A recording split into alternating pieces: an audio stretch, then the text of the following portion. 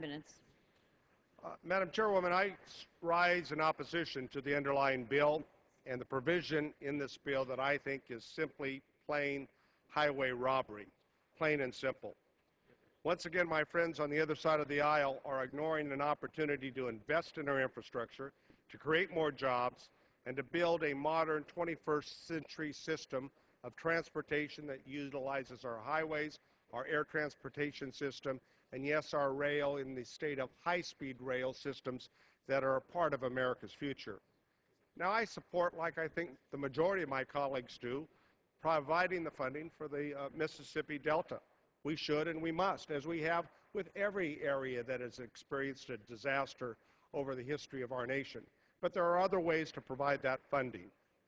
In May of this year, Secretary Ray LaHood, a colleague of ours, a Republican, announced that $368 million of our tax dollars would go to California to invest in the San Joaquin Valley to construct the nation's first true state-of-the-art high-speed rail system.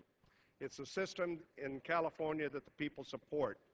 In 2008, Californians went to the polls and voted overwhelmingly for a $9 billion bond measure to construct high-speed rail that will create hundreds and thousands of jobs throughout the state and create economic opportunities not only in the San Joaquin Valley but throughout California. But this provision steals that money and the promise of new jobs right from the hands of the people that it's intended to benefit. The Great Recession hit my region of the country probably harder than almost any other place in America, with double-digit unemployment levels that exceed 20%. Too many people can't find jobs to keep a roof over their head or to afford a decent, healthy diet.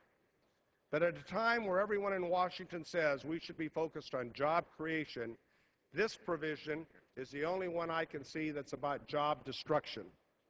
High-speed rail will create over 600,000 construction jobs over the next 10 to 20 years in California, but this provision says no.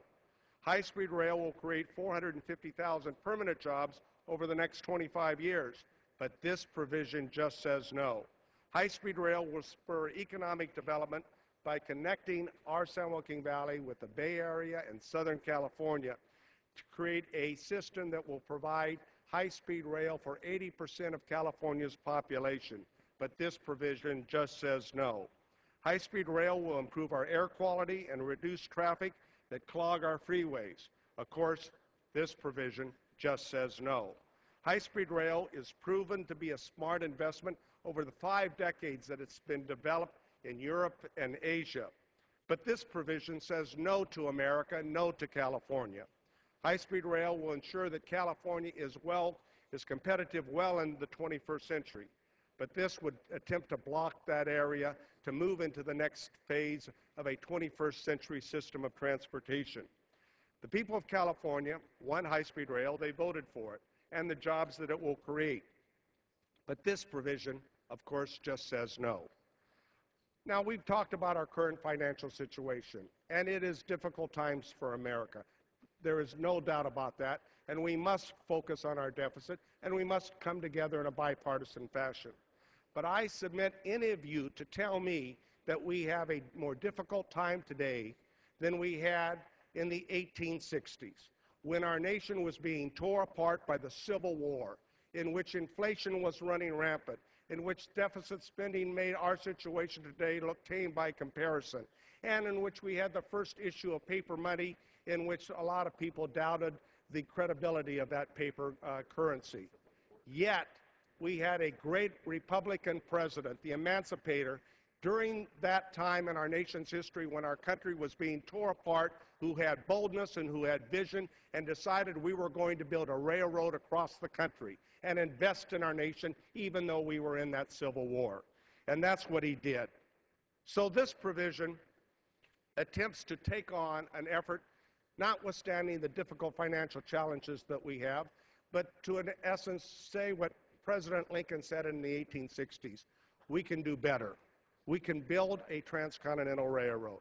President Obama believes that we can get ourselves out of this financial situation by working together and at the same time invest in our nation's infrastructure. just as President Eisenhower did in the 1950s when he decided to embark upon the effort to build an interstate freeway transportation that we all benefit from today.